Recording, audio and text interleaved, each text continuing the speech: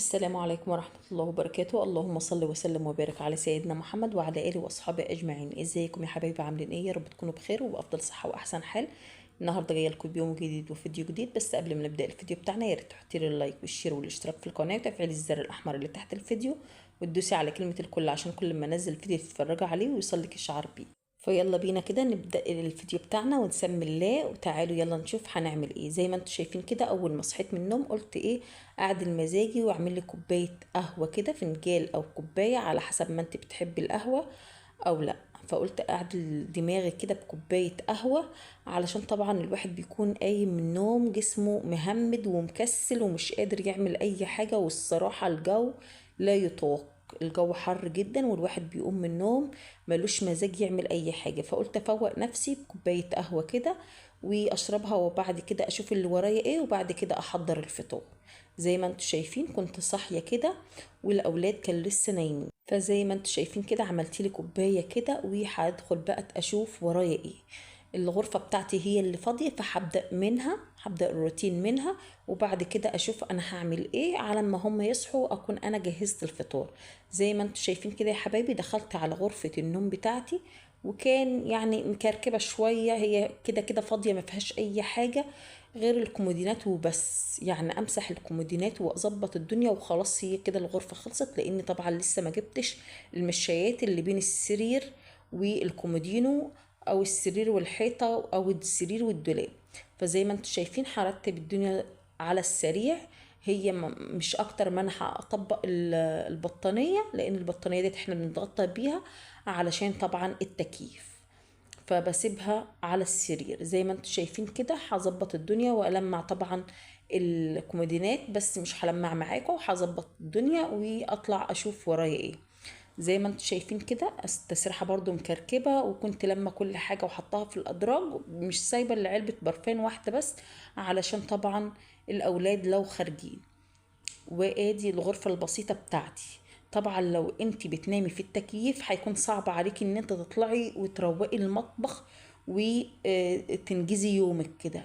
هتتعودي على التكييف وهتفضلي قاعده في الغرفه من غير ما تعملي اي حاجه في شقتك. بس انا من نوعيه اللي انا ما بحبش التكييف، بنام عليه لان الغرفه ما فيهاش مروحه، وبقفله على طول. يعني مجرد ما بصحى بقفله واطلع اشوف دنيتي فيها ايه.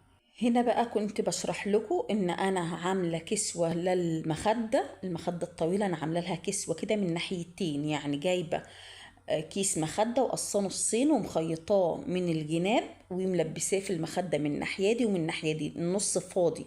بس اما بلبس الكيس اللي بره بقى بيصبح الكيس عادي، بحيث اشيل الاكياس ديت واغسلها براحتي عادي خالص جدا، كأن المخدة ما توسختش خالص.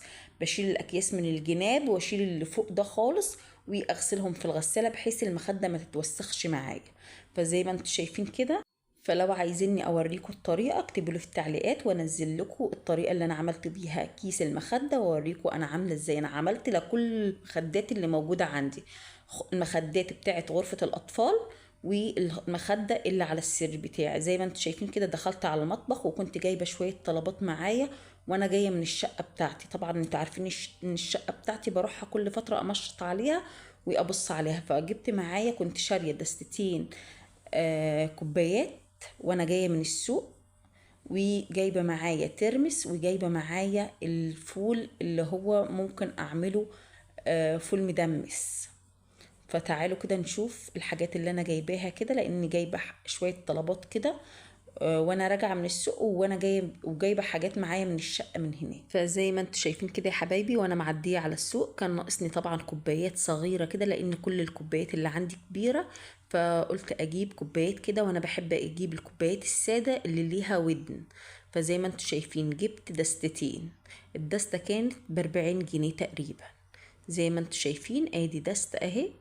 وريتكم كده اللي كان مفتوحة، لان طبعا بفتح وبشوف الكوبايات، لان بيكون في كوبايات متكسرة الدان بتاعها مكسورة مشروخة او كده، فلازم تفتحي كده الكرتونة وتشوفي الكوبايات بتاعتك سليمة ولا لا. لان قبل كده جبت 3 مجات في كرتونة كده، ومعرفش كان السعر بتاعهم كام، ولما رجعت البيت لقيت في مج مكسور منهم. طبعا ما ينفعش اروح ارده، على ما اروح ارده واجي ومواصلات ومعرفش ايه، هيكون دفعت تمن تاني. فقلت لا، العوض على الله. فزي ما انتم شايفين ده كيس الترمس اهو كيلو. الترمس ده جايباه من ايام العيد ولسه ما عملتوش. ودي ازازة خل كده، خل تفاح. بنحب نجيبه كده لان جوزي ساعات بيحط منه على كوباية مية كده ويشربه، بيقولوا صحي جدا. فزي ما انتم شايفين كده يا حبايبي، وطالما بنزل السوق لازم اجيب كل حاجة ناقصاني، ما بخليش اي حاجة، لدرجة ان انا ممكن اجيب الخيط ويكون عندي خيط، وابر برضو ويكون عندي الابر. لازم الحاجات ديت يكون موجودة في البيت. جبت المقص ده، مقص حلو جدا جدا، جبت له الخضار، وجبت المشط ده طبعا لبنتي، والمشاطة ديت جبتها كده عشان اجربها، عشان يكون سهلة في التسريح على شعرها. جبت طبعا التوك ديت، لازم كل ما بنزل اجيب توكتين كده ولا كيس توك من اللي هو الصغير ده، لانه ما بيقعدش. التوك بتتبخر، ما بتستناش. فبحاول ان انا اكتر منها. وطبعا لما بنزل برضو بحاول ان انا اجيب مشط زيادة او فرشة زيادة. زي ما انتم شايفين كده السمنة ديت كنت مسيحاها في الشقة بتاعتي، فقلت اجيب هنا يعني برطمانين كده علشان طبعا استخدمهم، لان الفترة ديت احنا قاعدين في البيت هنا، عشان طبعا مفيش دراسة ومفيش مدارس ولا دروسات. فزي ما انتم شايفين دي المرطة اللي طلعتها من السمنة، فقلت اجيبها كده واحط منها حتة نفطر منها. زي ما انتم شايفين. وجبت البرطمان ده طبعا علشان اعمل فيه احط فيه يعني بقية السمنة، ولو كده احط فيه جبنة فلاحي. زي ما انتم شايفين دي جبنة فلاحي، عملتها كده وحدقتها، وعلشان طبعا يكون زي المش. فعملتها كده. ولو عايزيني اعمل لكم الوصفة قولولي في التعليقات واعمل لكم، واجيب السمنة الفلاحي واعملها معاكم. طبعا الحمار اللي عليها ده الشطة، وبركنها كده لمدة 3 شهور، وبعد كده افتح عليها لما تبقى تمام، افتح عليها ونستخدمها بقى، ناكل منها ونستعملها. بس بدناها 3 شهور من غير ما افتح عليها، عشان طبعا ما يحصلش ليها اي حاجة، ما يدخلش فيها هوا وما تدوتش معايا. فزي ما انتم شايفين كده يا حبايبي، لميت كل حاجة وظبطت الدنيا وحطيت كل حاجة مكانها، ودخلت المطبخ تاني علشان طبعا اجهز الفطار. طلعت طبعا العيش من الفريزر وولعت كده على الجريل، وحطيت فيه طبعا البطاطس. سبت الحاجات ديت عشان طبعا انا هخمر الفول ده وهعمل الترمس، عشان طبعا الحاجة لما بتطول معاكي في البيت ويكون الجو حامي الحاجة بتسوس معاكي. طلعت العيش كده وفك، وداخله كده على المطبخ بتاعي رايق وما فيهوش اي كركبه، ما فيهوش اي حاجه، يعتبر ما فيش الا طبقين في الحوض، هتخلص منهم بس بعد الفطور. زي ما انتم شايفين معايا 3 بيضات، هعملهم كده في شوية سمنة، ومعايا المرتة هسيحها واخليها سخنة كده لانها كانت في التلاجة، وافطر منهم. وطبعا انا مولعة على البطاطس على النار اهي. يعني الفطار بتاعي هيكون بسيط وخفيف كده. بس طبعا الحاجة اللي بتكون فيها سمنة بلدي ما بيكونش خفيفة، بالعكس بيكون تقيلة كده وبتخليكي طول اليوم شبعانة. فزي ما انتم شايفين كده يا حبايبي، يلا بينا بقى نجهز ونشوف هنعمل ايه. معايا طبق ألمونيا كده، طبعا الطبق اللي عندي قديم شوية فاستحملوني. فزي ما انتم شايفين هحط فيه المرتة علشان طبعا احطها على النار تسيح، وبحيث يكون سخنة لانها كان في التلاجة وساقعة. انما لما بتسخن بيكون سايحة كده وجميلة جدا، بحبها جدا. طبعا في ناس ما بتحبهاش، والاولاد عندي برضو ما بيحبوهاش، يعني لما بقول لهم دوقوها بس لا، ممكن يحطوها على بقهم كده ولسانهم ويقرفوا يعني ياكلوها. فالاولاد كلهم كده، ربنا يهدي اولادنا جميعا يا رب. وزي ما انتم شايفين كده لسه طبعا البطاطس مولعة عليها، بقلب فيها كل شوية عشان طبعا ما تتحرقش.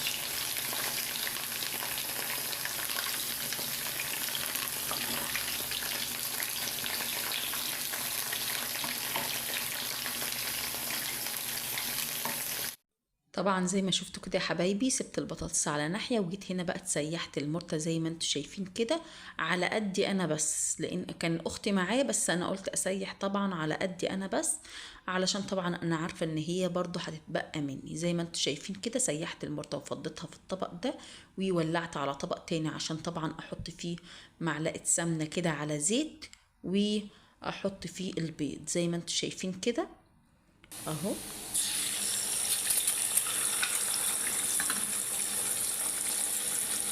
زي ما انتوا شايفين كده يا حبايبي نزلت بالبيض. وطبعا في اطباق ما بتخليش البيض ان هو يعلى معاكي او يتنفخ معاكي، انما في اطباق تانية اللي بيكون خفيفة بتخلي البيض يتنفخ كده معاكي ويكون الطبق مليان. دي الاطباق الخفيفة اللي بيكون الملمس بتاعها حلو، انما الاطباق الخشنة التقيلة لا، ما بتخليش البيض يتنفخ ويعلى معاكي كده ويديك القوام الحلو. زي ما انتوا شايفين خلصت كل حاجة معايا، وكل حاجة بشيلها بحطها في الحوض، عشان طبعا بعد ما اخلص كل حاجة ادخل طبعا على المطبخ واديه غسلة كده جميل. ولو البوتاجاز بتاعي اتوسخ وانا برضو بجهز الفطار بديه برضو لمسة كده على الماشي بالسلكة كده وانا واقفة بغسل الطبقين اللي في الحوض. زي ما انتوا شايفين خلصت طبعا كل حاجة، وهجيب العيش اسخنه واظبط الدنيا، وهو ده الفطار بتاعنا النهاردة.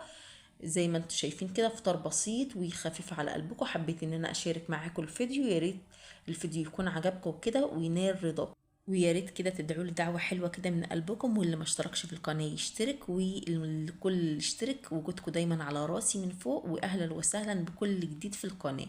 زي ما انتوا شايفين كده بحاول ان انا انجز في تسخين العيش، وما بسخنش العيش جامد عشان طبعا ما يتحرقش معايا ويكون ناشف على اسنان الاطفال.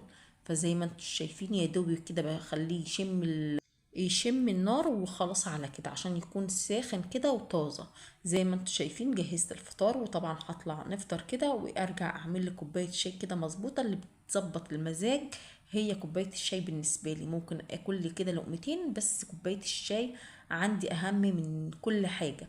فزي ما انتوا شايفين خلصت كل حاجة وظبطت الدنيا ولميت كل حاجة في المطبخ بتاعي، وانجزت كده في الوقت. والقومة فعلا البدرية، الشغلانة البدرية فعلا منسية، فلازم كده نقوم ونشوف ورانا ايه ونخلص كل حاجة اول باول. زي ما انتوا شايفين خلصت كل حاجة وشطبت كل حاجة ولميت كل حاجة وحطيتها في الحوض، وهطلع بقى نفطر. وهنا بيكون الفيديو بتاعنا خالص. يا ريت لو عجبك الفيديو ما تنسينيش في اللايك والشير والاشتراك في القناة وتفعيل الزر الاحمر اللي تحت الفيديو، وتدوسي على كلمة الكل عشان كل ما انزل فيديو تتفرجي عليه ويوصلك اشعار بيه. والى اللقاء في فيديو اخر، والسلام عليكم ورحمة الله.